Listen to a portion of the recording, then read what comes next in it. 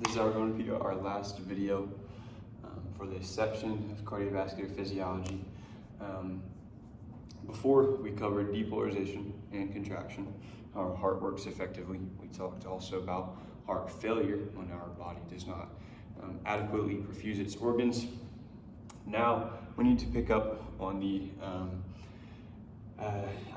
business side of things, or what happens in a hospital, our important part of things, and I'm sure terms that people have heard of before. So we're going to be looking at MRI, magnetic resonance imaging, and our PET scan. MRI is going to use magnets, hint, magnetic resonance imaging. We're going to surround our body with magnets, and we're going to have cameras that pick up on a specific event that occurs inside of our body. Why MRI is important is we can use it to view soft tissue. Throughout our body, each individual soft tissue is very unique.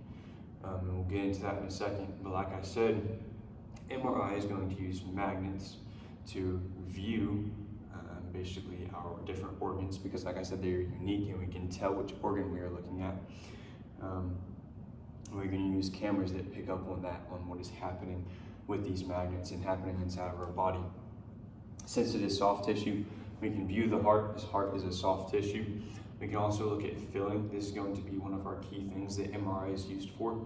Like I talked about before in the last video, we talked about heart failure, reduced ejection fraction, and preserved ejection fraction. We can look at how much volume is getting sent out of the heart.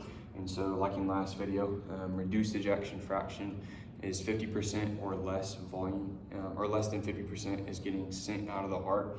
So by viewing the volume inside of the heart, we can look at how much blood volume is getting sent out. And if it does not meet a certain amount, we can be like, okay, there's something wrong. There's something that's not occurring that needs to happen. MRI, like I said, helps us view that. So with an MRI, essentially you get on a table, you get slid under a machine. It's very claustrophobic, it's not my favorite, at least when I've done it. And you're surrounded by magnets. Inside of our body, we have atoms. I'm just gonna take a hydrogen atom, for example, likes to sit in a certain direction, likes to be at equilibrium. In the first video, I talked about how we have ion concentrations that like to sit at equilibrium, at resting of negative 90 millivolts. In the same way, our hydrogen atom likes to face in a certain direction. What these magnets are going to do is they're going to pull these poles out of their natural resting position. They're going to fire and pull all these hydrogen atoms in a certain way. From there, they're going to release and they're going to spin back into place. This event is called precession. Like I said, organs are very unique in their own way, each organ throughout our body, and each organ has its own unique precession. This is how we can then tell that we are looking at the heart, because the heart has its own unique precession. So like I said, these magnets are going to release, these poles spin back into place, cameras pick up on it. You might be wondering, okay, how? These cameras can pick up on this precession in the same way that cameras flash a light and they pick up on light photons. Cameras can act the same way. It doesn't have to just be with light. It can pick up on precession. So that's how we can then view soft tissue inside the heart. We can look at the heart, we can look at volume before, volume during diastolic, during filling, and we can look at volume during systolic, or immediately after systolic, and see how much volume is getting sent out of the heart. MRI is completely safe, and of course, unless you cover yourself in metal. That's going to be very not good. That is why we cannot take metal with us inside of an MRI, because we would get slammed into these magnets and something serious can happen. Can even die. So next we need to look at PET scan. PET scan is going to use radiation. This does have a little bit more risk than MRI because we are using radiation. So what we are going to do is we are going to send some sort of radioactive molecule throughout your body. We need to look at the science of how this occurs and how cameras pick up on this. So any radioactive molecule has, over time, it has radioactive decay, right? What radioactive decay is over time, it loses gamma photons. So this is a picture of a molecule sending gamma photons away. And we have scintillation cameras that pick up on this When gamma photons are lost, this is called our annihilation event.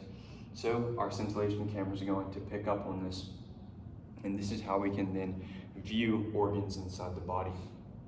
So, for example, a common use, at least with PET scan, is we take 18F, that is the specific molecule of fluorine, and we put it inside of a tube. We spin it really fast, throw glucose in there, and it's going to slam into each other. Glucose slams into 18F, creating a radioactive fluorinated glucose molecule. From there, we can then inject it into our body, send it throughout our body, and we can trace that molecule, like I said, with these cameras through annihilation events of that 18F glucose molecule, that radioactive fluorinated glucose molecule. We can track these annihilation events as gamma photons get released all throughout our body, right? So in this case, we're talking about imaging modalities with heart failure.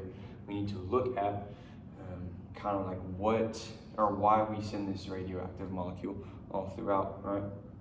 So glucose is a broken down form of a carbohydrate.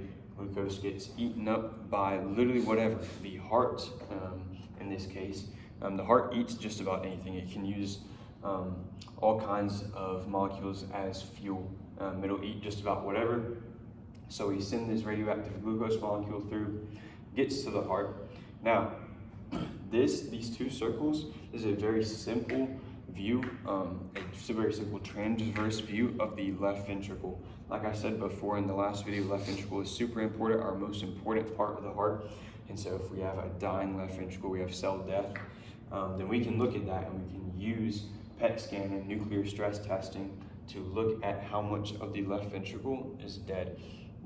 From there, we can also use MRI to be like, okay, we are not meeting a certain amount of volume getting sent out.